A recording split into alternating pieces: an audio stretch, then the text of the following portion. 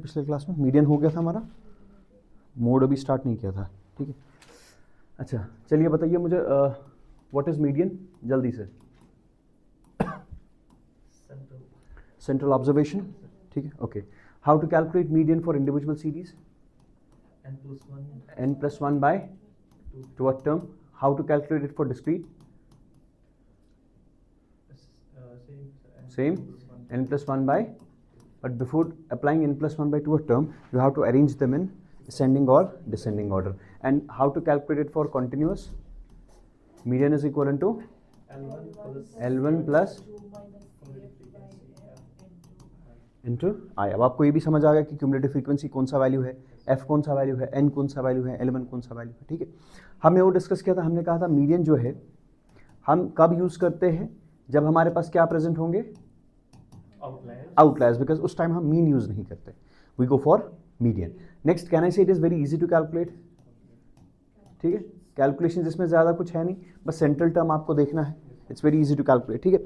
हम ये भी कह सकते हैं, एक तो हम इसको इजी टू कैलकुलेट भी कर सकते हैं, हम इसको ऐसे भी कह सकते हैं कि लेकिन जब ऑब्जर्वेशंस बहुत ज़्यादा होंगी, जब बहुत सारी ऑब्जर्वेशंस होंगी, तो आपको पहले उसको क्या करना है, अरेंज करना है, तो वहाँ पर वो टाइम कंज्यूमिंग बन सकता है। तो ये मैं दोनों चीज़ों में कह सकता हूँ इसमें। ईजी टू कैलकुलेट ये अलग चीज़ है, easy to calculate that means इसका कैलकुलेशन पार्ट ईजी है।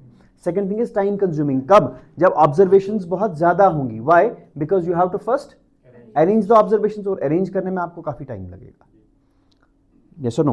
Next point, median जो है, when I say for example these are my observations, if I have to calculate the mean, each and every observation has a say, हर किसी observation का effect पड़ता है mean पे, पड़ेगा mean पे effect, that means every observation has a say while calculating the mean। जब हम mean निकालते हैं हर किसी observation का effect पड़ता है, ठीक है, but in case of median what happens, the number of observations will determine, not the individual observation। समझ आ गया? So that means for example median इसका है 21, सो दैट मीन्स खाली ये 21 काम का है, बाकी ये जितनी भी ऑब्जर्वेशंस है इनका क्या वैल्यू है, इनसे कोई भी फर्क नहीं पड़ता। समझ आ गया? Okay, now this was all done. Okay, one more thing, median जो है it can be represented graphically. अब ग्राफिकली मीडियन को रिप्रेजेंट कर सकते हैं, ठीक है। सो right down a subheading, how to calculate median graphically. अगर हमारे पास थ्योरेटिकल बेसिस में है, आपके पास वैल्यूज दिए हुए हैं, विदाउट ग्राफ कैसे करना है, individual, discrete, continuous and go for the values. But if it is a case of graphical representation, अगर आपको ग्राफिकली रिप्रेजेंट करना है मीडियन को, तो किस तरीके से जो है आप रिप्रेजेंट कर सकते हैं। अब देख लीजिए, जब हमने डेटा प्रेजेंटेशन के नाम से हमने एक सब टॉपिक एक छोटा सा पढ़ा था, जब मैंने आपको कहा था कि कौन सा ग्राफ जो है वो किस डेटा के लिए लगता है, याद है कि पाई चार्ट के लिए क्या होना चाहिए, it should be a part of the whole, line graph के टाइम पे क्या होना चाहिए, कहा था ना, हिस्टोग्राम के वक्त क्या होना चाहिए। अगर आपको उसमें याद होगा, जब हमने कंटिन्यूअस डेटा पढ़ा था कि कंटिन्यूअस डेटा को कौन कौन सा ग्राफ रिप्रेजेंट करता है, सबसे पहले line is not used for continuous data, line is not used. Continuous data 0 to 10 इसके लिए हिस्टोग्राम लगेगा, ठीक है। और कौन लगेगा, हाँ, और हमने कहा था फ्रीक्वेंसी कर्व, अगर आपको याद होगा, then frequency polygon, very good, and then we said ogive curves. बस हमने उस टाइम उतना ही कहा था, ऑगिव कर्व्स, ठीक है। अगर मैं इस ऑगिव कर्व को थोड़ा एक्सप्लेन करूं, ogive curves are of two types, one is called as more than, yes, one is called as more than ogive curve and other is called as less than ogive curve. Now see what happens in case of this ogive curves, not to explain much in details, हमें बस इतना देखना है कि graphically किस तरीके से present कर सकते हैं। आपको बोला जा सकता है कि out of the following options हमें बताइए कौन सा मेथड जो है जिससे हम ग्राफिकली मीडियन को निकाल सकते हैं, ठीक है। ग्राफिकल प्रेजेंटेशन में हमें ये नहीं सीखना है कि अब हम कैसे बनाएंगे, नहीं, उधर नहीं देखना, बस हल्का सा आप देख लीजिए। See what is ogive curve. हमारे पास दो टाइप्स ऑफ ऑगिव कर्व्स है, जो आपने अभी कहा, one is less than and the second one is more than ogive curves. ये दो ऑगिव कर्व्स हमारे पास है। अब देखो ये ऑगिव कर्व्स बनते कैसे हैं, ध्यान से देखो। इसमें आपके पास लेस देन या मोर देन का डेटा रहा होगा, फॉर एग्जांपल लेस देन 10, ऐसे ही होता ना, less than 20, than less than 30, than less than 40, less than 50, so on, ठीक। और यहां पर क्या फिर रहता है, वो फ्रीक्वेंसीज क्यूमुलेटिव वाली, ठीक है, डिपेंडिंग अपॉन कि किस तरीके से, ठीक है। For example this is 8, this is 12, this is 20, this is 40 and this is 45, ठीक है, तो हम क्या करते हैं, ये वाली जो हमारी फ्रीक्वेंसीज है, ये वाली 8, 12, 20, we plot them on X axis. समझ आ गया, कोई प्रॉब्लम तो नहीं? And this is my Y axis. यहां तक क्लियर हो गया? इसके बाद हमारे ऑगिव कर्व्स दो तरीके से बन सकते हैं, ठीक है। देखो आप ऐसे मुझे बताओ, अगर हमारे पास, एक सेकंड, डिड आई सेड यहां से फ्रीक्वेंसीज प्लॉट करते हैं? No, frequencies are plotted from this one. देखो किस तरीके से, मैं आपको इस तरीके से समझाऊंगा। Wait, if this is my graph, simple graph हमारे पास है, I am saying you less than 10 is 12, less than 20, less than 30, ठीक है। 12, 20, 12, 30 एंड 30, इतना ही हम डिस्कस करेंगे, ठीक है। अब हमारे पास कौन कौन से x के वैरिएबल्स है? 0, 10 एंड 30। 10, 20 एंड 30। तो हम ऐसे लिखेंगे 0, this is 10, this is 20 and this is 30। यहां तक क्लियर? नाउ लेस देन 10 का कितना वैल्यू है? Will get that over here. वो हमारे पास होगा 2, 4, 6, 8, 10, 12, 14, 16 एंड सो ऑन, ठीक है।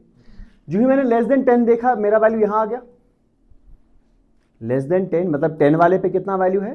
12, 12 ये आएगा, ठीक है। उसके बाद लेस देन 20 पे तो वो इधर आएगा समवट, ठीक है। इसी तरीके से लेस देन 30 पे तो वो और ऊपर चला जाएगा, ठीक है। लेकिन स्टार्ट हम यहां से करते हैं, so it becomes a curve like this.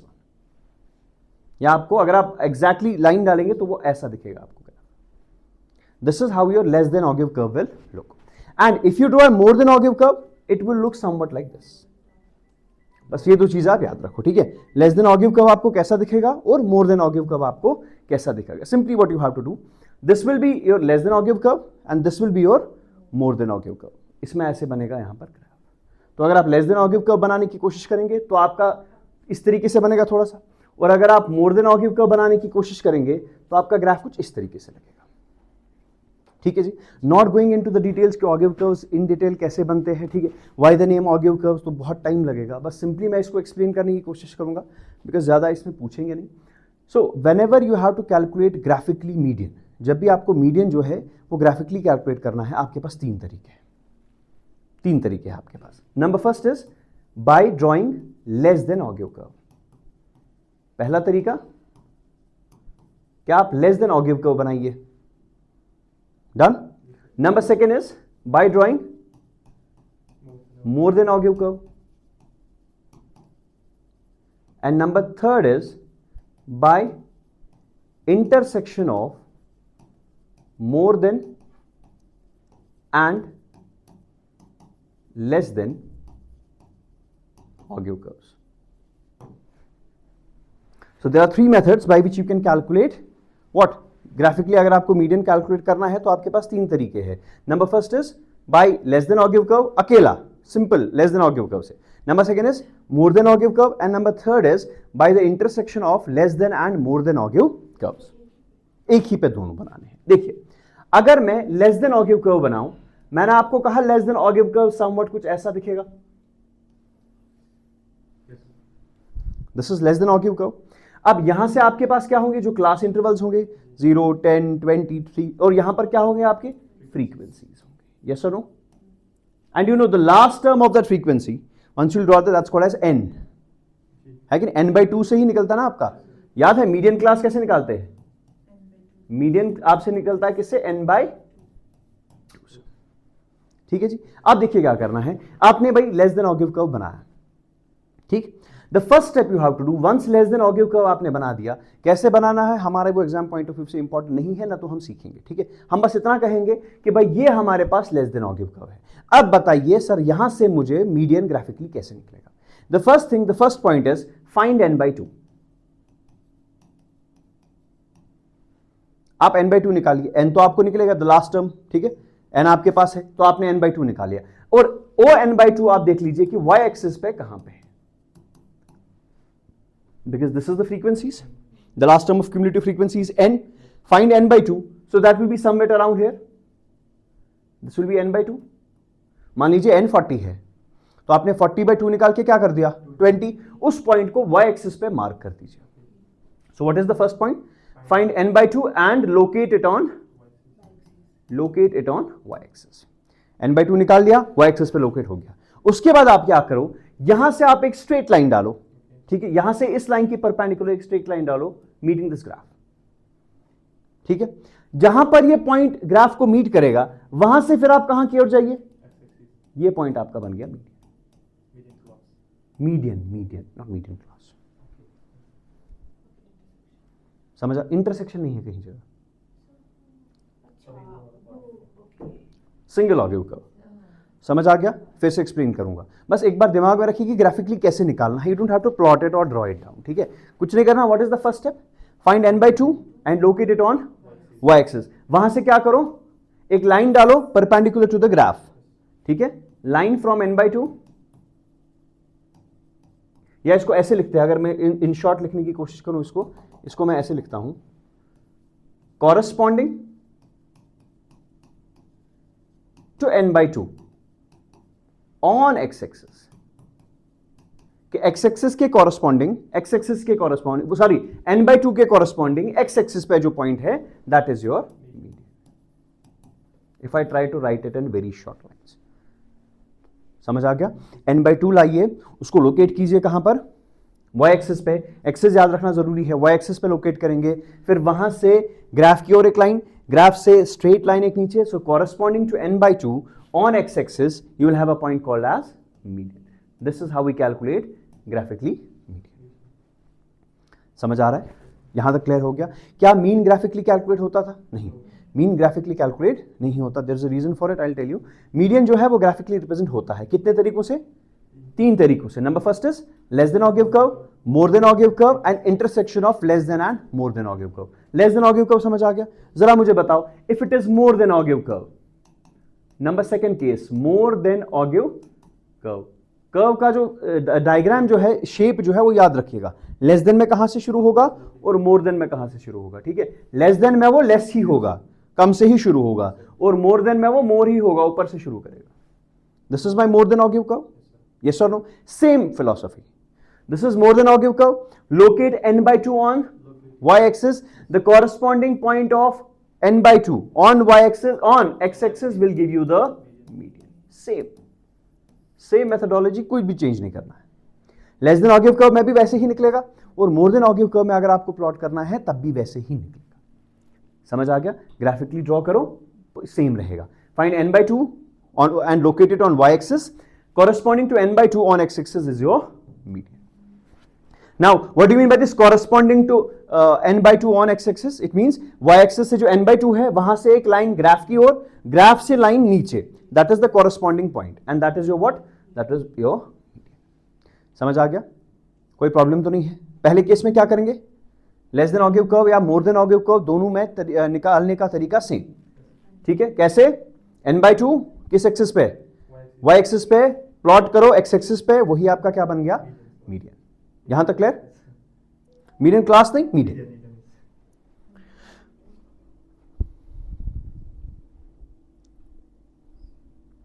Okay, what was the third one now? Third one is intersection of ogive curves. Now see that, आप देख लीजिए उसमें क्या होगा। दिस इज योर ग्राफ, ठीक है जी। आपका लेस देन ऑगिव कर्व ऐसे बनेगा, मोर देन ऑगिव कर्व बन गया, डन।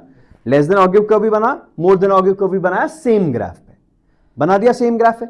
आपको दिख रहा है कि दोनों ग्राफ्स जो है वो किसी पॉइंट पे इंटरसेक्ट कर रहे हैं, यस और नो? Now see that point of intersection if plotted on y-axis gives the value of n/2.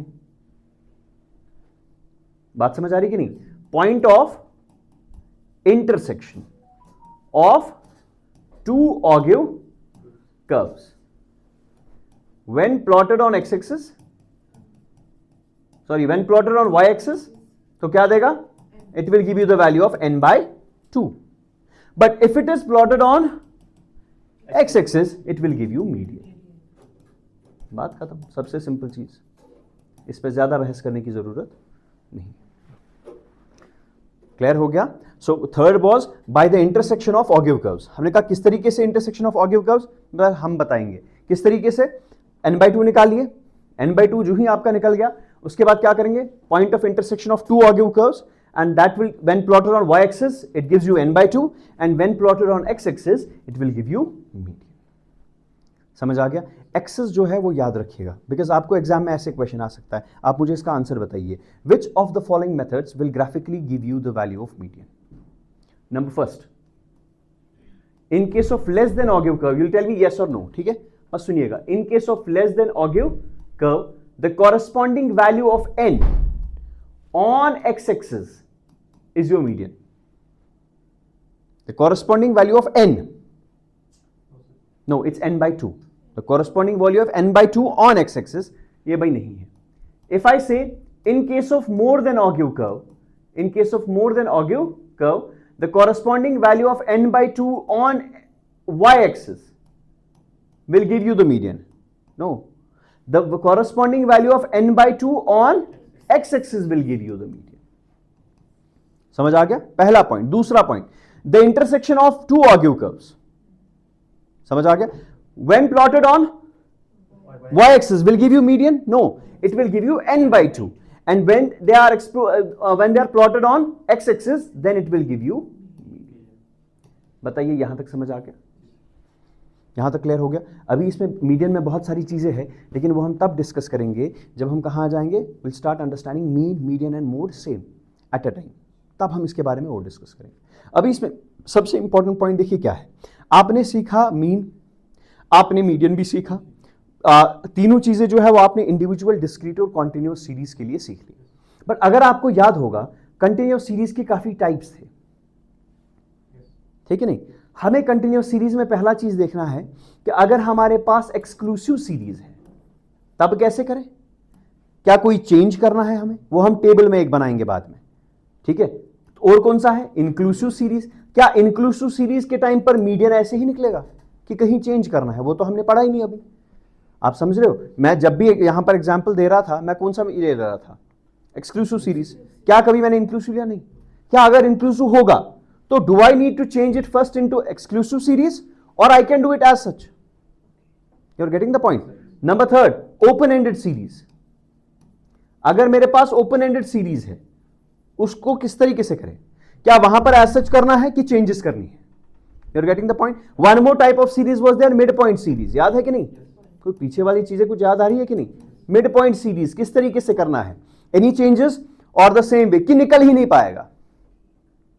You are getting the point? अब देखो, अगर मैं इसको अलग अलग पढ़ाता ना, मीन के लिए अलग, मीडियन के लिए अलग, तो ये काफी लंबा चला जाता है। इसको हम एक ही टेबल में बनाएंगे, फिर हम बोलेंगे नो चेंज या what is the change we have to do for calculating those things, ठीक है? चाहे वो मीन हो, मीडियन हो या मीन हो। यहां देखो, next one is unequal class intervals. Unequal class intervals पे क्या करें? Do I need to make any changes और I have to do in the same way what I am doing? तो हर किसी चीज, ये पांचों सीरीजेस के लिए हमें देखना पड़ेगा कि क्या मुझे कोई चेंज करना पड़ेगा बिफोर कैलकुलेटिंग मीन, मीडियन या मोड। फॉर एग्जाम्पल, आप मीन कैलकुलेट करते हो, आपने फॉर्मूला याद रखा, जो भी मेथड आपके पास था, चाहे आपके पास sigma x divided by n था इंडिविजुअल सीरीज के लिए, sigma f x divided by sigma f था। अगर मैं कंटिन्यूस की बात करूं तो sigma f x divided by sigma f. Median में अगर हम बात करें तो L1 प्लस, जो अभी आपने फॉर्मूला पढ़ा, n/2 माइनस सी एफ। तो वो कब है? Is it for which continuous series? For exclusive, inclusive, open, midpoint, or unequal? Or is it for all of them? Or do we need to make any changes? Because a simple question can be asked, if we have to calculate median for midpoint series, ठीक है? Can I use the same formula? L1 plus n/2 minus CF divided by F into I? Or if I am calculating median for inclusive series, क्या formula वही रहेगी कि formula में कोई change होगा? क्या फॉर्मूला में कोई चेंज होगा कि पहले मुझे सीरीजेस को चेंज करना पड़ेगा? बिकॉज आई नो, चाहे कोई भी सीरीज हो, I can convert it into exclusive series. Yes और no?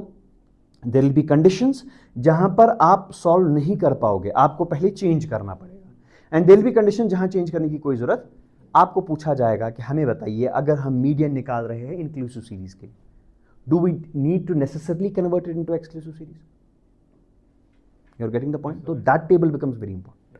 We'll discuss it at the end when we'll understand what is mode as well. ठीक है? Write down the next one, that is mode.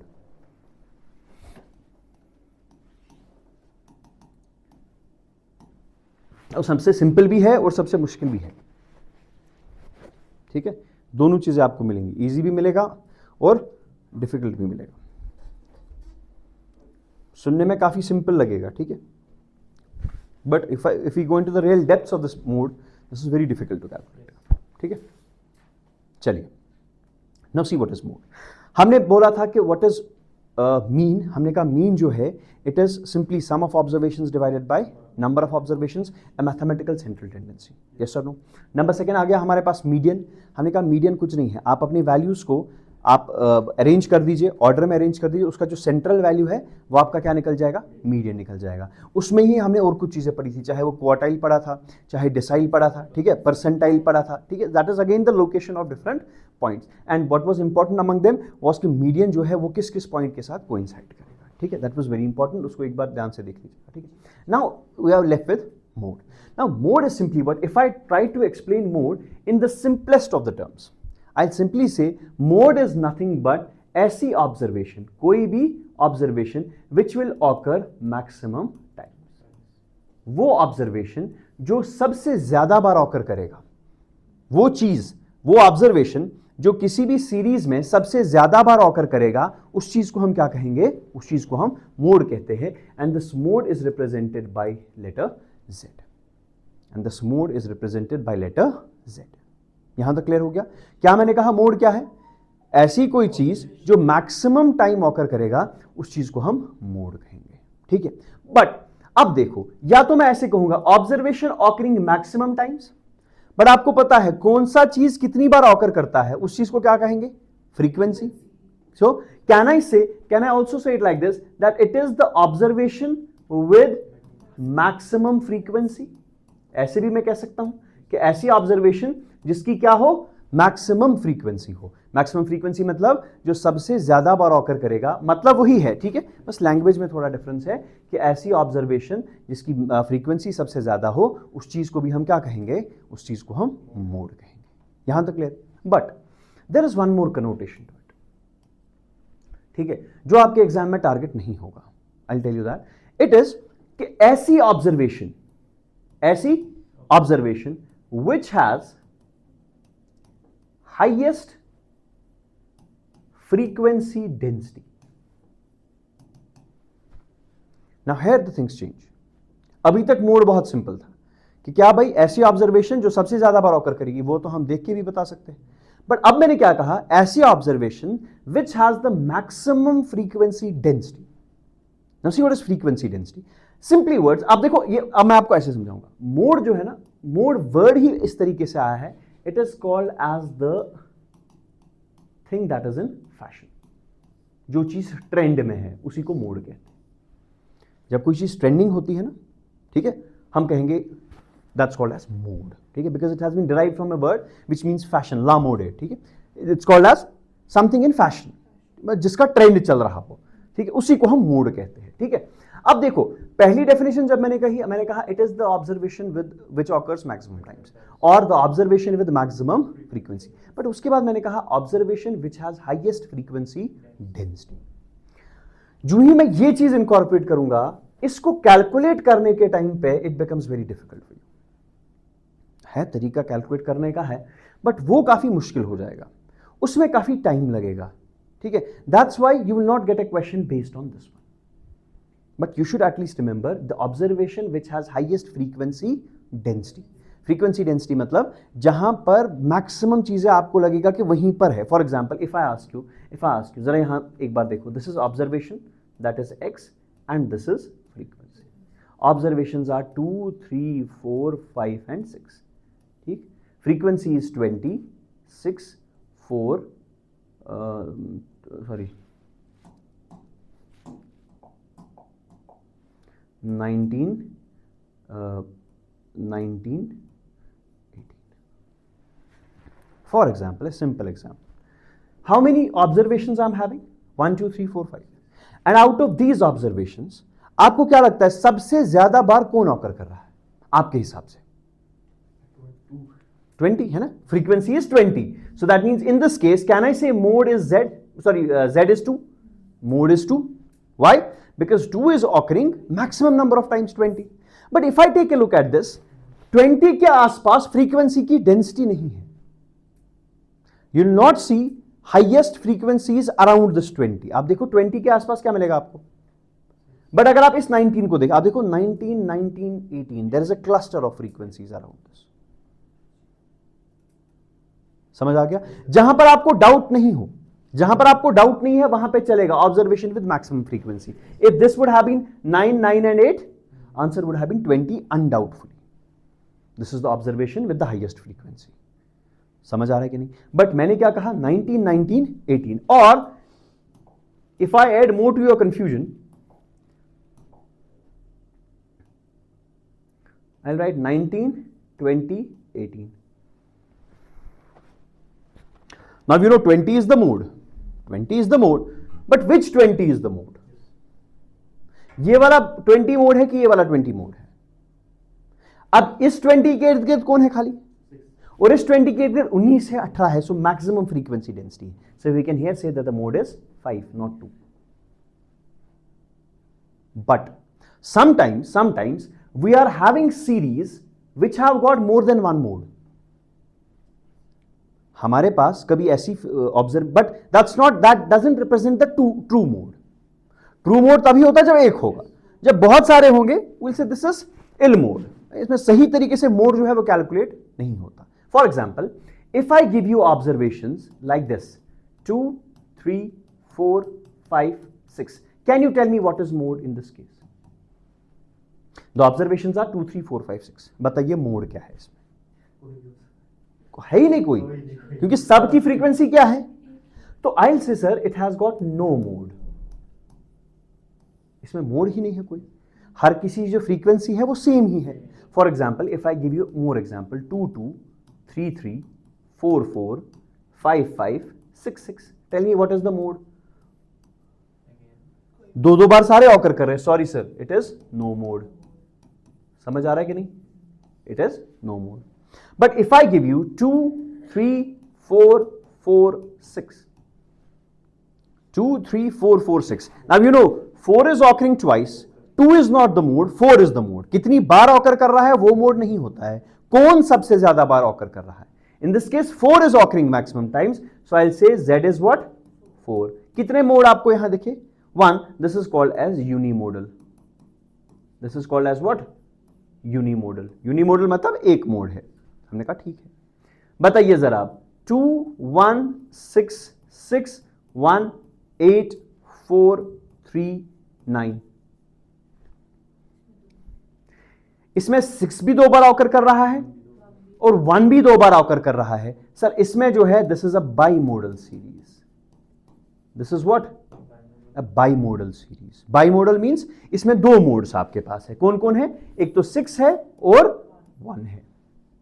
तो बाइमोडल मतलब जिसमें 2 mode होंगे। यूनिमोडल मतलब जिसमें एक ही मोड होगा। नो मोडल मतलब जिसमें सब सेम फ्रीक्वेंसी से ऑकर करेंगे। समझ आ गया कि नहीं? अच्छा, can you tell me what will be multimodal? 2 से ज्यादा जिसमें मोड आपको मिलेंगे, that is called as multi modal.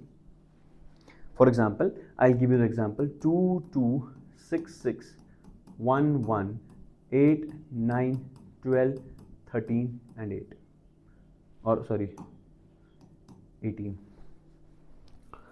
If I take a look at this series, अगर मैं इस सीरीज की बात करूं 2, 2, 6, 6, 1, 1, 8, 9, 12, 13, 18, अब इसमें 3 ऑब्जर्वेशंस ऐसी है जो 2 बार ऑकर कर रही है।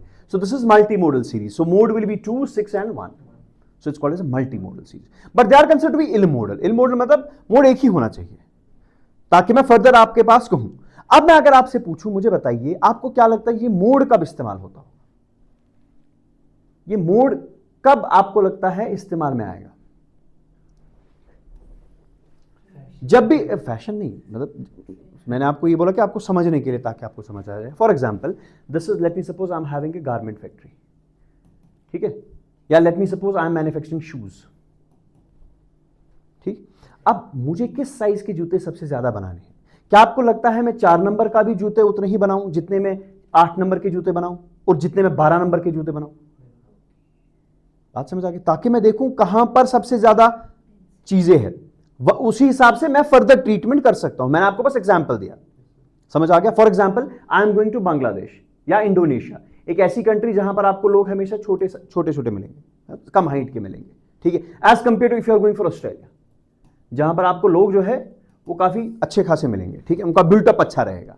मुझे बताओ, अगर आपको कपड़े की फैक्ट्री बनानी है, अगर आप इंडोनेशिया में जा रहे हो, you will try more sizes belonging to S&M, small and medium आप ज्यादा बनाने की कोशिश करोगे। लेकिन जो ही आप ऑस्ट्रेलिया में चले जाओगे, आप L, XL, XXL, XXL, यहां तक कि 4 टाइम्स XL बनाने की कोशिश करोगे। वो कैसे आपको पता चलेगा? जब आप देखोगे XXX वाले कितने बिके हैं, और कितने बिके हैं मींस उसकी कितनी फ्रीक्वेंसी आई है, and that is your mode. समझ आ गया? तो जब भी आपको देखना होगा कि कोई चीज कितनी बार ऑकर कर रहा है, एंड नाउ यू नो किस लिए, ताकि आपको कोई भी चीज जो भी आपको ट्रेन करना होगा, तो उसी हिसाब से आप देखेंगे कौन सी चीज कितनी बार ऑकर कर रही है, and that thing is called as mode. समझ आ गया? मोड एक भी हो सकता है, ऐसा हो कि कोई मोड ना हो। Okay, can you tell me what is mode for this series?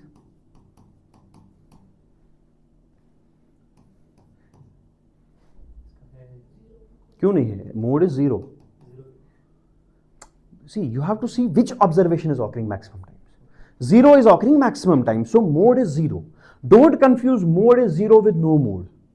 No mode means कि सारे के सारे ऑब्जर्वेशन सेम टाइम एग्जिस्ट कर रहे हैं। सर नो मोड, इसमें कोई भी ऐसा ऑब्जर्वेशन नहीं है जो मैक्सिमम टाइम ऑकर कर रहा है। 0 मोड मींस कि ऑब्जर्वेशन 0 जो है that is occurring maximum times. Just clear this thought, ठीक है? Usual confusion. मोड 0 का मतलब कि 0 is occurring maximum times. No mode means none of the observation is occurring maximum times.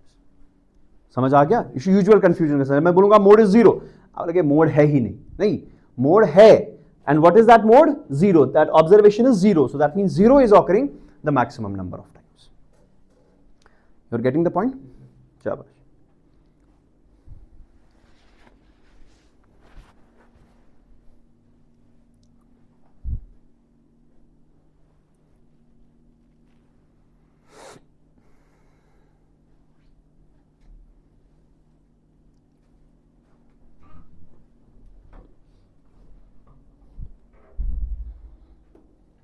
Done? चलिए, okay. अब देखिए, हमने बस इतना डिस्कस किया, हमने कहा मोड जो है इट मींस जो ऑब्जर्वेशन मैक्सिमम टाइम ऑकर कर रही है, आपके सिलेबस के लिए इतना सही है। या अगर थोड़ा सा इसको इंप्रोवाइज करें, हम कहेंगे कि ऐसी ऑब्जर्वेशन जिसके अराउंड मैक्सिमम फ्रीक्वेंसी डेंसिटी है, ठीक है, या simply observation with highest frequency, ठीक है। हमने कहा मोड जो है, अगर आपके पास एक सीरीज है, इसमें नो मोड भी हो सकता है, मतलब सारे सेम टाइम ऑकर कर रहे हैं, ठीक है, या यूनिमोडल भी हो सकता है, दैट मींस एक ऑब्जर्वेशन जो है वो मैक्सिमम टाइम ऑकर कर रही है। बाई मॉडल, 2 ऑब्जर्वेशन ऐसी है जो मैक्सिमम टाइम ऑकर कर रही है, और मल्टी मॉडल, बहुत सारी observation. If I say mode is equal to 0, it means 0 is the observation that is occurring maximum number of times. समझ आ गया? Now if you have to calculate mode for individual series, अब हमें वही चीजें फिर से वापस आएंगी ना, mode for individual series, mode for discrete series, mode for continuous series, yes और नो। अब अगर हमें मोड इंडिविजुअल सीरीज के लिए निकालना हो, इसके 2 तरीके हैं। कितने तरीके? बस देखिएगा यहां पे पहले। One is called as inspection method, one is called as inspection method, and number 2 is converting individual series into frequency distribution series. If you have to calculate mode for individual series, there are how many methods? There are 2 methods. Number first is called as inspection method, and number 2 is called as converting your individual series into a frequency distribution series. यहां तक समझ आ गया? कोई problem तो नहीं है? चलिए जी, अब हम देखेंगे इंस्पेक्शन मेथड किसे कहेंगे, और दूसरा मेथड जो है जिसमें आप कुछ कन्वर्ट कर रहे हैं वो किस तरीके से, इसका मतलब क्या है। बस एक एग्जांपल देख लीजिए, आपके दोनों मेथड्स जो है वो क्लियर हो जाएंगे। मुझे लगता है पहले इसमें मेथड्स पढ़ने की हमें पता था, मोड जितनी बार एग्जिस्ट करेगा तो वो ठीक है। फॉर एग्जाम्पल, चले तो भी देख लेंगे।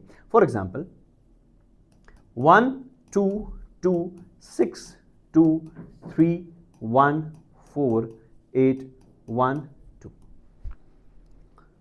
ठीक है जी। आपके पास ये सीरीज है। इंस्पेक्शन मेथड कहता है कि आप एक नजर देख लीजिए, इसकी ओर देख लीजिए, और खुद से देख लीजिए कि कौन सी ऑब्जर्वेशन मैक्सिमम टाइम ऑकर कर रही है, दैट इज 2। कितनी बार ऑकर करी है? 4 बार, 1 2 3 4, so sir mode is 4, sorry mode is 2। This is called as inspection method. जो आपके दिमाग में ऑलरेडी था कि मैं जैसे करूंगा उसी मेथड को इंस्पेक्शन मेथड कहते हैं। समझ आ गया? लेकिन जब ये ऑब्जर्वेशंस बहुत सारी होंगी, फॉर एग्जांपल इंस्पेक्शन मेथड समझ आ गया, टेक ए लुक और देख लीजिए कि कौन सी फ्रीक्वेंसी कितनी बार ऑकर कर रही है, सॉरी कौन सी ऑब्जर्वेशन मैक्सिमम फ्रीक्वेंसी के साथ है, answer that has the mode of the series.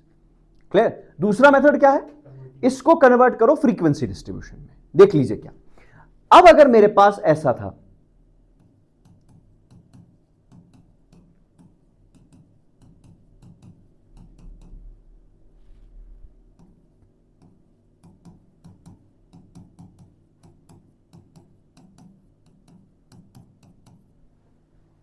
अब अगर मेरे पास बहुत सारी ऑब्जर्वेशंस हैं, अब मैं कितनों का याद रखूं? देखो 2 आपको याद था, आपने कहा 2 4 बार है तो ठीक है, बट यहां पर बहुत सारी ऑब्जर्वेशंस हैं, तो आप क्या करेंगे? ये कौन सी सीरीज है मेरे पास? मैं बोलूंगा सर मुझे ऐसे समझ नहीं आ रहा है, let me make a frequency distribution for it, tell me what are the observations and I will see कि what is their frequencies. Tell me first observation is 1, I will see 1 is existing how many times, 1 2 3 4 5 6, sir 1 is occurring 6 times. Then similarly 2 is occurring 10 times, for example 3 is occurring 4 times, 4 is occurring 5 times and 5 is occurring 1 time, for example. Sir आप clear है which is occurring maximum times? 2, so that means mode is what? 2.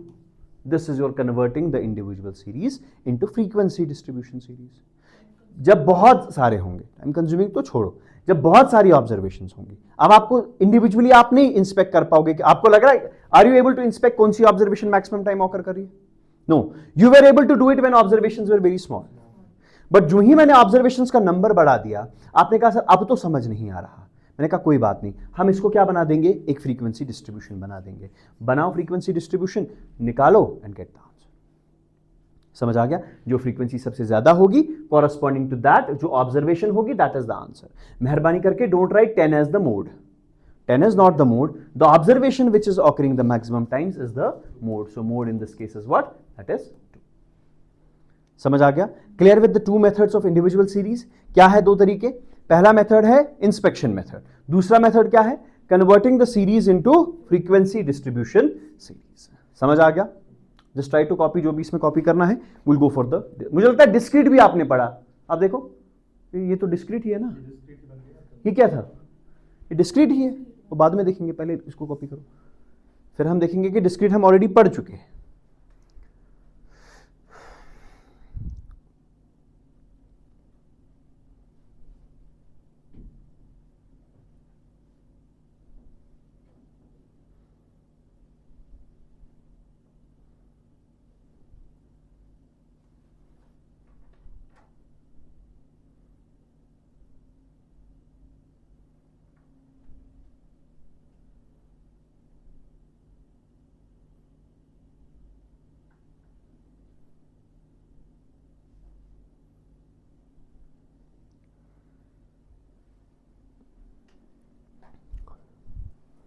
समझ आ गया? Simple है। So what are the 2 methods of calculating mode for individual series? One is inspection method by just taking a look, और the second one is by converting the individual series into your frequency distribution series and simply finding out which observation corresponds to the highest frequency. Done? समझ आ गया? Okay. Now the next one. Next one is which series? Next one is discrete series. ठीक है? और मुझे लगता है discrete series जो है वो आपको ऑलरेडी समझ आ चुका है, ठीक है, कि किस तरीके से कैलकुलेट करना है। समझ आ गया? बट डिस्क्रीट सीरीज में आप यहां पर थोड़ा सा इशू है। Now see, once I say discrete series, there are again 2 methods, ठीक है। One is called as inspection method, one is called as what? Inspection method, and the second one is called as, अब देखो पहला method inspection आपको same ही लगा, कोई problem तो नहीं है। अब इंस्पेक्शन में क्या होगा? फिलहाल के लिए 2 मिनट ही रुकेंगे before understanding what is the grouping method. बताइए वही, for example if this is x, this is f, this is 2 3 4 6, it is 4 10 8 and 1, for example this is my question. Now can you tell me what is the mode in this case? You say sir highest frequency is 10 and corresponding to this the mode will be 3. समझ आ गया कि नहीं? This is called as which method? Inspection method. समझ आ गया? यहां तक कोई प्रॉब्लम तो नहीं है? हमें इंस्पेक्शन मेथड समझ आ गया, हम देखेंगे, हम आंसर निकालेंगे। बट मुझे बताइए, इसका बताइए मुझे क्या होगा।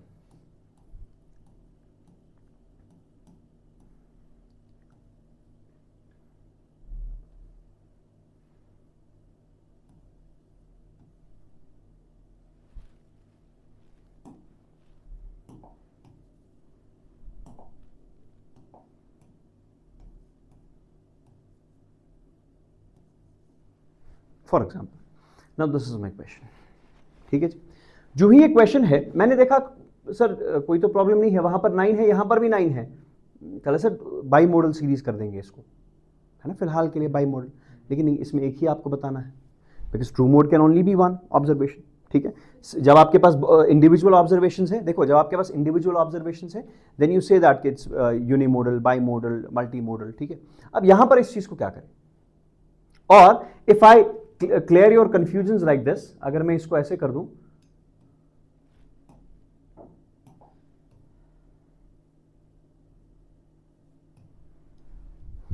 Now it's not by model, it is यूनिमोडल आपके हिसाब से। बट अगर आप मोड को वो वाली डेफिनेशन देखेंगे कि मोड वो है जो ऑब्जर्वेशन सबसे ज्यादा बार ऑकर करेगी, सो ठीक है, 2 is the mode, 2 is the. But tell me around this 2, हमें देखना है, देखो जो चीज ट्रेंड में होगा उसकी चीजें इर्द गिर्द में क्या होंगी, जमा हो गई होंगी, है ना। जो चीज for example which is in trend, ऐसा नहीं होगा ना कि ये चीज ट्रेंड में आ गया और उसके इर्द गिर्द कोई भी नहीं है। You understanding the point? अगर मैं कह रहा हूं कि 2 ऑब्जर्वेशन इज इन ट्रेंड, तो 2 के आसपास जो चीजें हैं ना, वो भी थोड़ा थोड़ा सा आपको स्पाइक में मिलेंगी। You are getting the point? If you are saying 2 observation is the mode, and you are utilising which concept, that जो आपके पास मोड है, it has got the highest frequency density. उसको छोड़ो भी, मैं आपको जनरली भी कह रहा हूं, जब कोई चीज फैशन में होगा, कोई चीज ट्रेंड में होगा, उसके इमीडिएट सराउंडिंग में जो चीजें होंगी वो भी थोड़ा सा हाइप ले लेंगी एज कंपेयर टू उससे दूर। अब देखो यहां पर हिसाबन 2 मोड होना चाहिए, बट फ्रीक्वेंसी डेंसिटी कहां पर है, around this values, these values, यहां पर आपको फ्रीक्वेंसी डेंसिटी जो है वो सबसे ज्यादा मिलती है। तो यहां पर we don't go for inspection method, we go for grouping method. We go for what? Grouping method. बताइए यहां तक समझ आ गया कि नहीं, कि किस टाइम पे जो है आप क्या चीज यूज करेंगे, you will go for grouping method. कब ग्रुपिंग मेथड के लिए जाएंगे बताइए जरा, शाबाश। आप, हाँ, we use this term, we say regularity and homogeneity.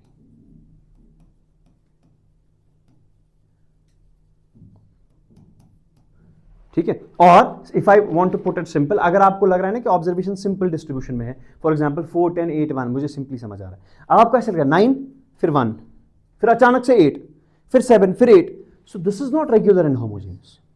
Understanding the point? तो यहां पर प्रॉब्लम है, इसको हम इंस्पेक्शन मेथड से सॉल्व नहीं करते, will reaffirm it by grouping method. फिर जो ग्रुपिंग मेथड से आंसर निकल जाएगा, दैट इज माय आंसर। अगर यही निकला तो ठीक है, नहीं निकला तो कुछ और होगा। समझ आ गया? अब ग्रुपिंग मेथड बनाना, इसके लिए हमें 2 चीजें करनी पड़ती है। एक तो हमें पहले ग्रुपिंग टेबल बनाना पड़ता है। क्या बनाना पड़ता है? ग्रुपिंग टेबल बनाना पड़ता है, और उसके बाद एनालिसिस टेबल बनाना पड़ता है, और तब जाके आपको समझ आ जाता है कि मोड आपका है क्या। समझ आ रही है बात कि नहीं? Once you are going from grouping method, तो ग्रुपिंग मेथड में आपको पहले ग्रुपिंग टेबल एक बनाना है। आपको ऐसे करना है, for example if this is the case, this is x, this is column first, ठीक है। द फ्रीक्वेंसीज 2 3 4 6 7 8, अब मैं ऐसे रखूंगा फॉर एग्जाम्पल, हाँ, 4 6 3 8 6 5, these are my frequencies, this is my x and this is my frequencies। अब आप खुद देखो, मैं आपको थोड़ा सा आइडिया दे दूंगा, थोड़ा सा आइडिया, और आप खुद बोलोगे कि भाई ये तो एग्जाम में नहीं पूछा जाएगा। समझ आ गया? जब भी आपको, अगर आपके एग्जाम में मोड का क्वेश्चन आया, या तो वो इंडिविजुअल सीरीज पे देंगे, ठीक है, वरना अगर डिस्क्रीट या कॉन्टिन्यूअस पे दिया, तो उसका आंसर कहां से निकलेगा? डायरेक्ट इंस्पेक्शन मेथड से। समझ आ गया? They can not ask you grouping method because this is very dynamic in nature. Dynamic तो बहुत लंबा है। देखो इसमें क्या करना होता है जी, आपको क्या करना, आपके पास कौन कौन से ऑब्जर्वेशन है? 2 3 4 6 7, आपको इस तरीके से एक टेबल बनाना है, ठीक है। This is called as analysis table, this is called as grouping table. अब देखो इसमें क्या करना होता है, 2 मिनट आपको। यहां पर है कौन सा चीज सबसे मैक्सिमम बार ऑकर कर रहा है इन फर्स्ट कॉलम, ये 6, तो 6 के ऊपर एक टिक देंगे। तो पहले कॉलम का winner 6 because it has got the maximum frequency. उसके बाद हम 2 2 की ग्रुपिंग करेंगे, 6 4 10, 8 3 11, 8 7 15। अब मैंने 2 2 की ग्रुपिंग की, समझ आ गया? मैं बताऊं, ये पहले इंडिविजुअली लिखा आपने सारी चीजें, आपने कहा ठीक है इस कॉलम का विनर कौन, आपने कहा विनर है 8, तो मैंने सॉरी विनर है कौन 6 है ना, तो मैंने 6 के ऊपर एक टिक दे दी। Now column second, now group 2 2 frequencies together, 6 and 4 10, 8 and 3 11, 6 and 5 अच्छा सॉरी मुझे गलती हो गई, 6 and 5 is what 11। Frequencies add करनी है, ऑब्जर्वेशंस नहीं, ठीक है, समझ आ गया? Now there is a tie between 4 6 7 and 8, तो 4 6 7 and 8 मैंने यहां पर 2 3 को टिक नहीं किया बिकॉज वहां पर कोई था नहीं, समझ आ गया यहां तक? फिर मैं क्या करूंगा, एक छोड़ के 2 2 की ग्रुपिंग इन कॉलम थर्ड। आप देख रहे हो परेशानी, अभी अभी अभी मैं तीसरे कॉलम पे, मुझे 6 कॉलम बनाने हैं, उसके बाद मुझे एक छोड़ के 2 2 की ग्रुपिंग करनी है, मतलब इसको छोड़ के 6 3 9 8 6 14, इसका ग्रुप नहीं बनेगा तो खत्म, तो 14 विनर, मगर 14 इज कॉरेस्पॉन्डिंग टू 6 and 7, तो 6 में एक टिक 7 में एक टिक। अब मैं कॉलम 4 में जाऊंगा जहां मैं 3 3 का ग्रुपिंग करूंगा, फिर एक छोड़ के 3 3 का ग्रुपिंग, फिर 2 छोड़ के 3 3 का ग्रुपिंग, फिर मैं देखूंगा मैक्सिमम टिक किसके पास आया। बात समझ आ रही है कि नहीं? That is the answer. आपको लगता है ये परेशानी वाला सिलसिला जो है आपसे पूछा जाएगा, बात खत्म। इसमें 6 कॉलम होते हैं, number of columns will be 6। Initial frequency, grouping of 2s, एक छोड़ के 2 की ग्रुपिंग, ग्रुपिंग ऑफ 3s, एक छोड़ के 3 की ग्रुपिंग, 2 छोड़ के 3 की grouping. This will never be asked, ठीक है, एमसीक्यूज के लिए ये चीज बना ही नहीं है। उसके बाद इस ग्रुपिंग टेबल के बाद एनालिसिस टेबल, फिर एनालिसिस टेबल में हाईएस्ट टिक्स जिसके पास होंगी वही आपका मोड होगा। भाई इतनी परेशानी हमारे पास नहीं है। और आप देखोगे जब आपने ये देखा, your answer should have been 2, मतलब 2 में, अभी हमने एनालिसिस टेबल पूरा भी नहीं किया, आपका आंसर हिसाबन क्या रहा था, but as per this table 2 में कोई टिक ही नहीं जा रहा। So 2 will not be the answer of this mode if I calculate by using grouping method. You are getting the point? Now see from your exam point of view, अपने आप को confuse करने की जरूरत नहीं है। From your exam point of view, what you have to remember, if it is mode for individual series, so there are 2 methods. कौन सा method? Inspection method and converting it into frequency distribution. Point number first. Point number second, if it is discrete series, 2 methods. Inspection method, if it is regular and homogeneous, regular and homogeneous, आप ऐसा नहीं देख रहे हो कि बढ़ रहा है, कम हो रहा है, ऐसा नहीं आपको लग रहा है, तो you directly do it by inspection method, or you can go for grouping method अगर आपको इसमें इरेगुलरिटी लगी, ठीक है, या तो आप क्या करेंगे, ग्रुपिंग मेथड में 2 चीजें आपको करनी पड़ती है, एक तो आपको ग्रुपिंग टेबल बनाना पड़ता है और एनालिसिस टेबल बनाना पड़ता है। अब हम सीखते हैं कि ग्रुपिंग टेबल किस तरीके से बनता है, एनालिसिस टेबल किस तरीके से बनता है। ये आपको खुद भी लगा होगा कि ये चीजें पूछेंगे नहीं, अभी मैं 3rd पे ही था, फिर 4th column, 5th column, 6th column, and then towards the analysis table and then getting the values. समझ आ गया? और अगर आपसे पूछा जाएगा it will be simply by using inspection method. मगर आपको ये चीज पता है कि क्या इंस्पेक्शन मेथड और ग्रुपिंग मेथड से हमेशा सही जवाब, सेम जवाब आएगा? नहीं, आ भी सकता है सेम, नहीं भी आ सकता है सेम। जब आपको लगा कि रेगुलरिटी और होमोजेनिटी नहीं है, आपका इंस्पेक्शन मेथड कुछ अलग आंसर देगा और आपका ग्रुपिंग मेथड कुछ अलग आंसर देगा। समझ आ गया? अब आप कहेंगे सर क्या मैं दोनों में से कोई भी चूज कर सकता हूं? नहीं, अगर आपको लग रहा है रेगुलरिटी एंड होमोजेनिटी है, नॉर्मल फ्रीक्वेंसीज है, कहीं जगह अप एंड डाउन क्लस्टर अलग जगह नहीं बन रहा, तो you can go for inspection method. But अगर आपको लग रहा है कि फ्रीक्वेंसी 9 थी, फिर अचानक 1, फिर डेंसिटी इधर दिखने लगी, समझ आ रहा है कि नहीं, तो वहां पर हम इंस्पेक्शन मेथड से नहीं करते, हम तब जाते हैं किस वाले मेथड के लिए, that is called as grouping method. यहां तक समझ आ गया? क्लियर हो गया? डन? ठीक है, okay. Now the third one is which series? Now third one is continuous series. अब देखो कॉन्टिन्यूअस सीरीज में हम क्या करेंगे, इन case of continuous series whenever I have to go for, now the third one is what?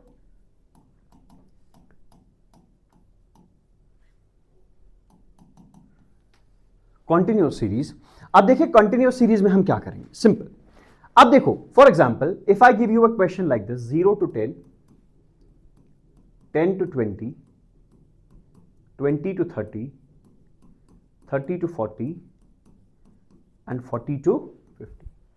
This is your x and these are your frequencies 4, 3, 8, 4 and 2. चलिए, draw this question. Now this is mode for which series? Continuous series.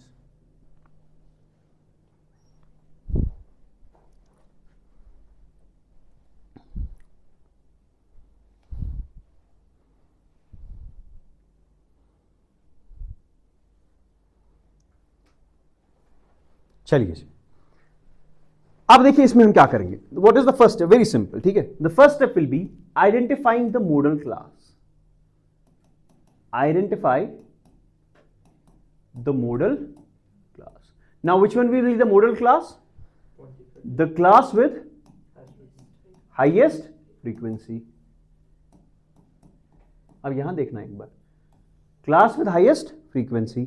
Sir कौन सा class with highest frequency है? 8, मतलब ये वाला, ठीक है. So this one will be my model class. Yes और no? This one will be model class. But, अब बट सुनो पहले, उसके बाद लिखो. ये जो मॉडल क्लास आप डिटरमाइन कर रहे हो, I think you are determining it by inspection method. Yes और नो? आपने जो मॉडल क्लास अभी देखा, आपने कैसे बोला? आपने कहा आई इंस्पेक्टेड इट, इट इज 8, ठीक है. बट अगर ये रेगुलर और होमोजीनियस नहीं हुआ तो sir you have to find it by using grouping method. तो आपको ग्रुपिंग मेथड से पहले निकालना पड़ेगा which one is your modal class. अब देखो, अभी तो आया भी नहीं, तो पहले तो इसमें कितना टाइम लगेगा. So that is why they'll ask a question जहां पर मॉडल क्लास आपको बिना किसी डाउट के निकलेगा. Sir it is 8, 20 to 30 is the model class. समझ आ गया? Now see what is the next step. If you have to calculate mode, once you have determined which one is your model class, आपने model class determine किया 20 to 30, either by using inspection method or grouping method. It will always, in your case, will be inspection method. Then you have to apply a simple formula, and formula is L1 plus F1 minus F0 divided by twice F1 minus F0 minus F2 into I. बस. This is how to calculate the mode for continuous series. Median क्या था? L1 plus n by 2 minus CF divided by F into. अब यहां पर क्या है? L1. What will be L1? Sir, it is the lower limit of modal class. That is 20 in this case. Yes or no? इसमें रहेगा sir 20 L1. चलिए जी, what will be F1? Sir it is frequency of model class. जो आपका model class था उसकी frequency, that is it. Simple simple, कुछ नहीं. क्यूमुलेटिव इसमें नहीं होता, वो उधर था मीडियन में. वो स्टेप्स याद कर, मतलब जब आप प्रैक्टिस करोगे तो ऑटोमेटिक. यहां पर क्यूमुलेटिव फ्रीक्वेंसी का कोई लॉजिक नहीं है, ठीक है. Frequency of the, okay, see if this is F1, ठीक, इससे पहले को वाले को क्या कहेंगे? F0, F0, F0, ठीक है. F0 is preceding frequency of model class. Model class से पहले वाली जो फ्रीक्वेंसी है, पहले वाली क्लास की, उसको F1 करेंगे. और F2 किसको? इसको F0 रखा, तो F2 किसको रखेंगे? इसको. So F2 will be what? Succeeding frequency of model class. Model class के बाद वाली जो फ्रीक्वेंसी है वो वाली. And what will be I? It will be interval length. या क्लास इंटरवल. बताइए यहां तक समझ आ गया कि नहीं? डन? समझ आ गया? So this is how to calculate the mode for which one? For continuous series. करना कुछ नहीं है, फॉर्मूला आपके पास है L1 plus F1 minus F0 divided by twice F1 minus F0 minus F2 into I. जहां पर ईच वैल्यू जो है, जो भी आपके पास चीज है, वो हमने लिख दिया कि क्या चीज क्या डिनोट करेगा. बट रिमेंबर, जब भी मैं आपके पास कोई भी क्वेश्चन दे दूं, we consider this as inclusive class, sorry exclusive class with equal class intervals. समझ आ गया? चाहे वो मीडियन था, चाहे वो मीन था. तो तीनों जगह मैंने यहीं पे, उसके बाद क्या चीज होगा उसको हम इसके बाद टेबल में जो है वो डाल देंगे अभी। क्लियर और नॉट? चलिए,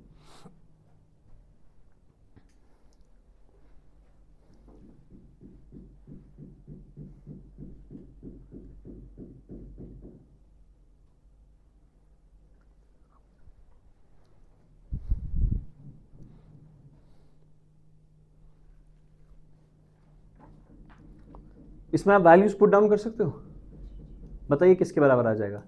how much is L1? 20 plus F1 minus F0, that is 8 minus divided by twice F1, that is 16 minus 3 minus 4, yes or no, into, you'll solve this, you'll get the answer.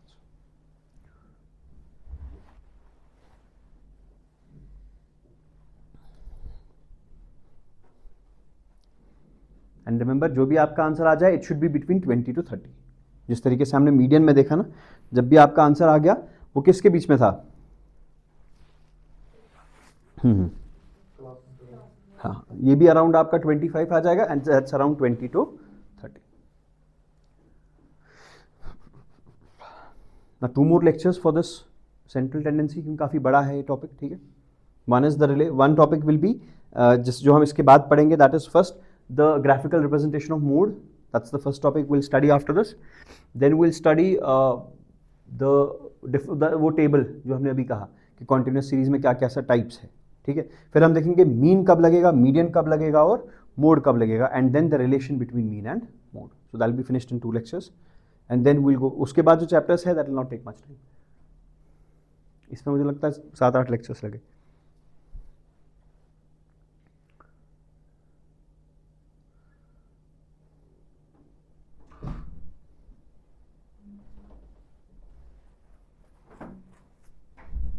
Done? Right down 2 questions for your practice, ठीक है। लिख लीजिए। Question number A, calculate mean, median and mode of the following series. Calculate the mean, median and mode of the following, ठीक है। This is X, this is F, this is 0 to 10, 10 to 20, 20 to 30, 30 to 40, 6, 12, and I'll change it a bit, 6, 10, 2 and 2।